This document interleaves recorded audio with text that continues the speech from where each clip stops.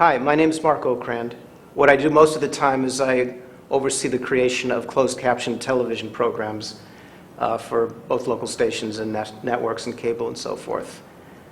But I also created the Vulcan and Klingon dialogue heard in Star Trek 2, 3, 4, and 5, and so forth. The whole connection with linguistics in Star Trek for me actually started not with Star Trek 3, but with Star Trek 2. There's a short scene in Star Trek 2 where Spock and Saavik talk to each other on the Enterprise.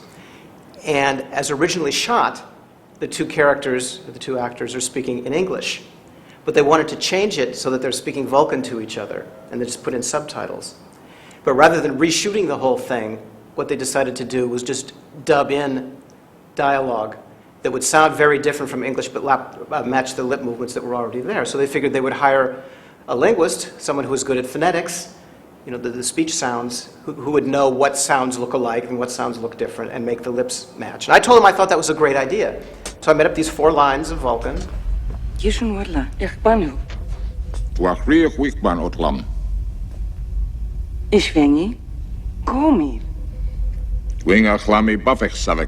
after I did that, I got in my car and was driving away, and I was thinking, oh, I just taught Mr. Spock how to speak Vulcan. I thought, that's it, I can die now, everything is okay. And I thought that would be the end of my connection with Star Trek, because I wasn't counting on it in the first place, you know. About a year and a half later, I got a call from Harv Bennett, who said, we're making a new movie, Star Trek 3. The bad guys, the villains, are going to be the Klingons. He says, I think it would be a good idea for the Klingons to have their own language. Would you like to do that? You did the Vulcan, would you like to do the Klingon? And every once in a while you're presented with a decision in life that's not very difficult to make. And that was one of them, so I said, yes. And so that's how I made up the Klingon. But the Klingon and the Vulcan was a very, very different experience, because the Vulcan, as I say, was matching sounds to lip movements already on the film, whereas Klingon we started from scratch. When it came time to make up the language, I had to make a couple of decisions. I had to decide what it's going to sound like, I had to decide what the grammar was going to be like, I had to make up a lot of words for the language. For the words, actually, that was the easy part, because I only had to make up the dialogue that was in the film. The original intent was not to make up a full language that you could talk about anything in and carry on great philosophical discussions. The original intent was to make up lines of dialogue for Star Trek 3. So if the word was in the film, in the script for the film, I would make up a word, and if the word wasn't in the script for the film, I probably didn't make up the word. But to start with the sounds, because I had to figure out what it's going to sound like, there was a couple of influences. The most important one was Star Trek the Motion Picture. We've never heard Klingon before. In the original series, they didn't speak Klingon. We like the Enterprise. We really do.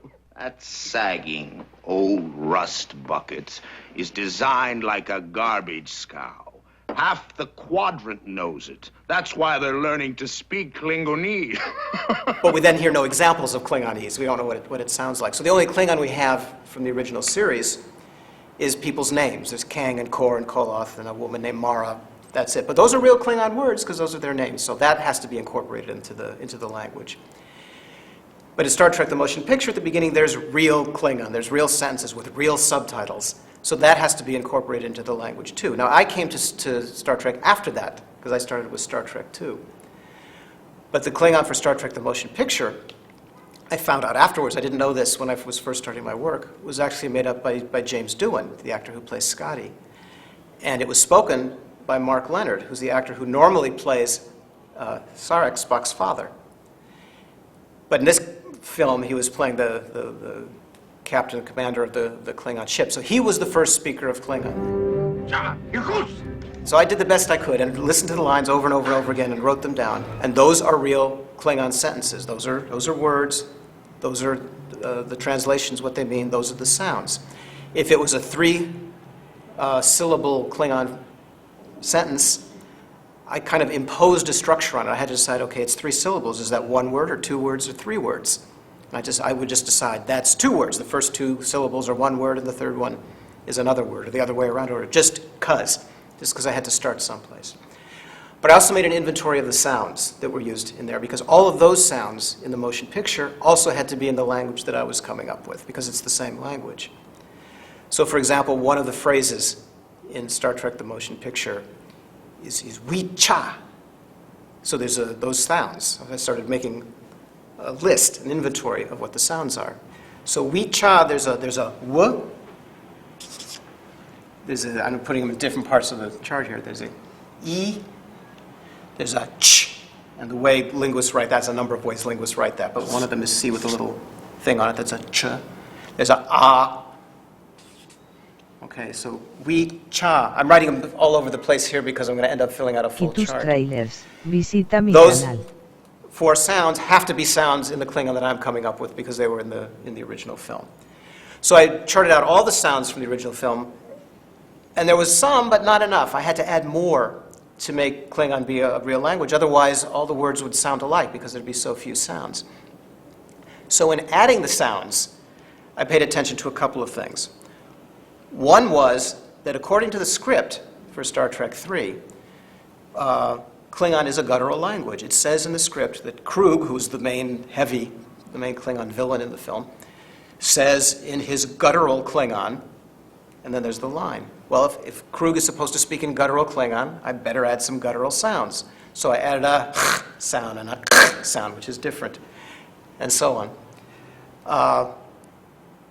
I also intentionally violated some rules of human languages. And what I mean by that is this. Human languages are very patterned. There's no 100% rules, but there's a lot of tendencies, and more likely than nots, and so forth. And certain sounds tend to be together in a language, and certain sounds tend not to be in the same language. So, since Klingon is not a human language, it didn't have to follow those human language rules. So I could put sounds together in Klingon that normally would not be in the same language. So, for example, in Klingon, there's the sound V, okay? And usually in a language, if there's a V sound, there's also an F sound. Not in Klingon. Why? Because usually that's the way it works in human languages, and Klingon is not a human language. In Klingon, there's a T sound, and there's also a D in Klingon, but the D doesn't match the T. You make it with putting your tongue in a different place. That's unusual from a human language point of view. Therefore, that's a good thing to do in Klingon, and so on. There's a number of things like that. We're just violating the rules of human phonetics or the tendencies of human phonetics. I came up with the inventory of sounds for Klingon. There's no sound in Klingon that doesn't occur somewhere in some human language, somewhere or other, but the collection of sounds is unique to Klingon, and it's weird from a human language point of view. Well, in addition to the sounds, I had to worry about the grammar of the language. You can't just throw words together in somewhere or other. A language is more than just its dictionary. Right? If I gave you a dictionary of French and said, okay, go ahead and speak French, you wouldn't know what to do. And it's the same thing with Klingon. So it's not just a list of words. So I had to figure out what the grammar was going to be. Well, what does that mean? That means the basic word order. Are there going to be prefixes and suffixes? Are there going to be tenses and plurals and all that kind of thing? And I honestly, at this point, don't remember what I did first or how I decided what when. But I do remember some of the thinking that went into what I chose to do. So, for example, the basic order of the words I had to figure out. Sort of the 3 basic elements in a sentence are the subject, the verb, and the object. The subject is who's doing the action, the verb is what is the action, and the object is who's receiving the action, assuming that that's appropriate to the sentence. It doesn't have to be there. So in English, this is the order. The subject, and then verb, and then the object. Dogs bite people. Dogs are the things doing the action, bite is the action, people are the recipients of the action. In English, if you take those same words and put them in reverse order, people bite dogs, it means something totally different, even though the words are exactly the same. So part of the grammar of English is knowing where in the sentence does the subject fall and where does the object fall. Otherwise, you don't know who's doing what to whom most of the time. It's a little more complicated than that. Anyway, if you look around at all the different languages, there's all kinds of different orders these things can fall in. It doesn't have to be the way English is. And in fact, in some languages, it can be any old thing because you mark who's doing it by little suffixes or something like that. But ignoring that for the time being, mathematically, for these 3 elements, there's 6 possible combinations. In other words, there's the subject, verb, object. It could be subject, object, verb. It could be verb, object, subject, verb, subject, object, object, subject, verb, object, verb, subject. But mathematically, there's 6 of these things. And all of these things are represented in languages in the world somewhere or other. However, some of them are a lot more common than others. So if you take this weird notion that the most common are the most human and the least common are the least human, then for Klingon, I should pick the least common, not because of any other reason than it's found in the fewest human languages. And the least common are these, the ones with the object first. And this one here is the one I chose for Klingon that's found in a few languages in the world, not very many, as the basic word order. But because it's so uncommon in the world, that made it a good candidate for the basic word order for Klingon, which is not of this world. I had to decide what to do about the pronouns, and had to decide whether it's just going to be independent words, like in English, I, you, he, she, or there's going to be suffixes or prefixes or something like in some other languages, or both. And I decided on both. So there are independent pronouns in Klingon that mean I, you, and so forth. But also with every verb, there's a little prefix that tells you who the object is, who the subject is. And what I did is model after some languages, actually from the Himalayas, and put those notions together. So a single prefix could mean the subject by itself, or it could mean the subject and the object together. So, for example, I do something to you, I do something to him, I do something to her. The little prefix is vi, and then the verb comes after that. Now that's different from this because it's not an independent word, so the subject's, the prefix part is independent of the independent words, if that makes any sense. I do something to you is ka, which I write that way, QA. It means I do something to you. Neither of this means I or you all by itself. Together it means I do something to you. So all the prefixes work like that. If he does something to her or she does something to him, then there's no prefix at all. So the absence of a prefix is meaningful as well, and so forth. For an imperative, a command, do it. Do it to him, do it to it, do it to her is ye. I had to make decisions about, are there going to be tenses? Are there going to be plurals? And all that stuff. So I just arbitrarily made these decisions. And what I did as I was going along doing it is I made notes. I wrote it down. I kept track of what I was doing. So every time a new sentence would come along in the script, I'd say, okay, there's a plural there. How did I do plural before? Do it the same way. And so on. Kept track, kept track, kept track. Every once in a while, doing that would lead to something that I didn't like. I said, oh, this is crummy. I'm following my own rules, but it's crummy. That's okay. No one has ever heard this language before. I can change it, as long as I change it everywhere in the same way. So the thing was changing as I was going along, too. And eventually what I did is I came up with Klingon translations for all the lines of dialogue in the film, where it said the character spoke the line in Klingon. And I had to write them out phonetically, so that the actors could learn the lines. And in addition to writing them out phonetically, I also made tapes, like Berlitz language learning tapes, for the actors so that they could listen to them and learn their lines. And the actors actually told me afterwards that they took their little cassette tapes and put them in their car cassette players and would drive down the Hollywood freeway practicing speaking Klingon and hopefully avoiding accidents.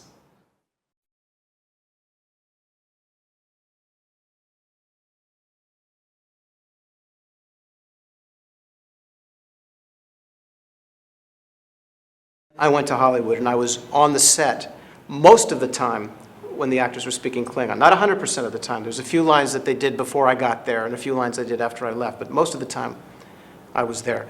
So I would work with the actors every day and practice the lines and say the lines and so forth. The main speaker of Klingon in this film is Christopher Lloyd, who plays Krug. And every day we would sit down in the morning and go over the lines for that day. And just before each take, we would rehearse the lines back and forth and get it right. And he was very enthusiastic and you know, really wanted to get it right. And he did an incredible job. My sort of role model of what Klingon sounds like is Christopher Lloyd saying it, because he was my first big speaker. And in the course of the filming, it was very interesting because at the end of every take in making any film, the director yells cut and checks with the camera guy, was that okay for you? Checks with the sound guy, was that okay for you? But in this case, he would also check with me. Leonard Nimoy would check with me. Was the Klingon okay? And if it sounded okay, I'd say yes. And if it didn't sound okay, because someone said the wrong things, left a syllable out, changed the vowel or something, I'd say no. Well, I learned very quickly not to say no very often. And we only redid it for the Klingon if something was really sounded funny. And a couple of times Leonard himself would reshoot the scene because the Klingon sounded funny to him, because he picked up an ear for the language as well. And at one time someone said a line, which after it was said, Leonard said, no, that sounds too much like French. And he was right, because Klingon is very sort of choppy. A line like jont ta is the engine of the ship. But if you don't say jonta, it's jont-ta. It has to be choppy like that. And if it's said wrong, it doesn't sound like Klingon. But most of the time we would let it go. Now, if the actor said it in a way different from what I had intended, but it still sounded like good Klingon, I'd say, okay. And I'd make a note to myself, okay, I wanted him to say tu, but he said to.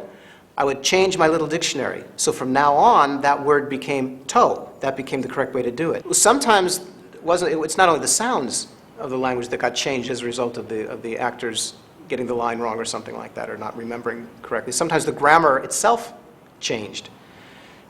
So, for example, there's a scene in the film where Commander Krug says, "Kill one of them. I don't care which one."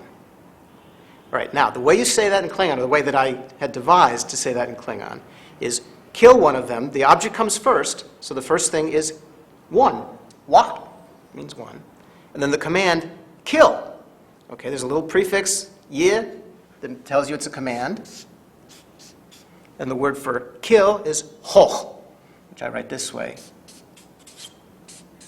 The big H's is the sound. So wa yechoch, kill one of them. One, imperative, kill. I don't care which one. Vai. That means somebody, anybody. Then I don't care.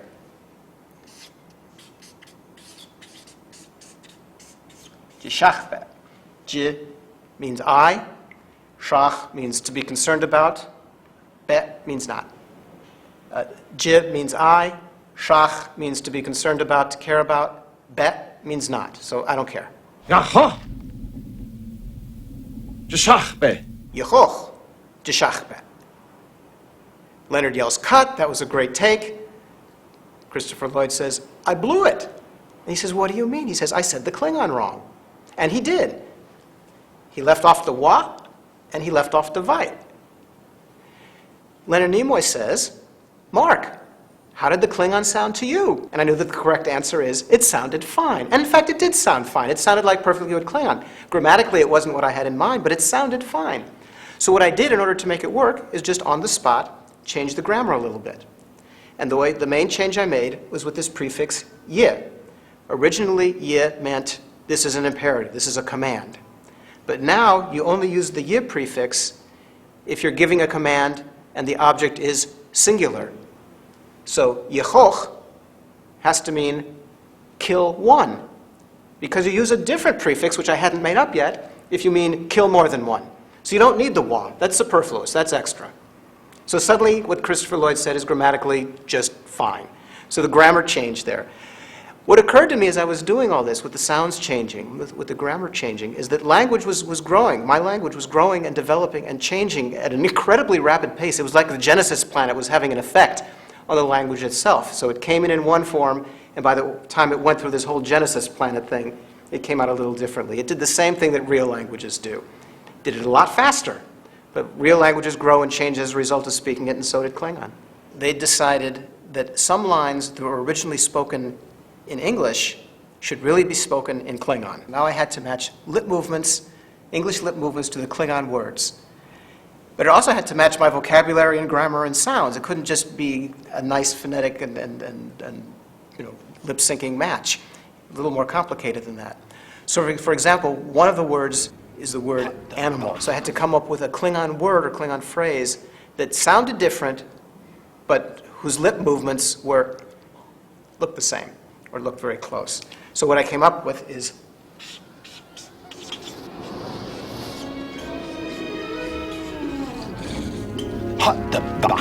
Hattebach, animal. Hattebach, animal. It looks the same. One of the things that I kept thinking about as I was making up the language for the film is, are people going to understand it at all? What's going to happen if the line comes up with no subtitles at all? Are they going to buy into all this? And there's one line in the film that comes up twice. The first time with a subtitle and the second time without. And that's how, when I first saw the film, that's how I knew that it was working. Mark! Joy Chu!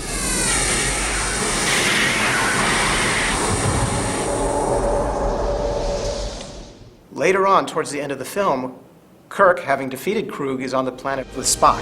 Mark! Joy Chu!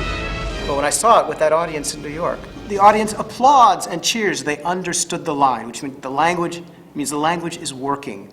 Okay, it was an incredibly satisfying moment.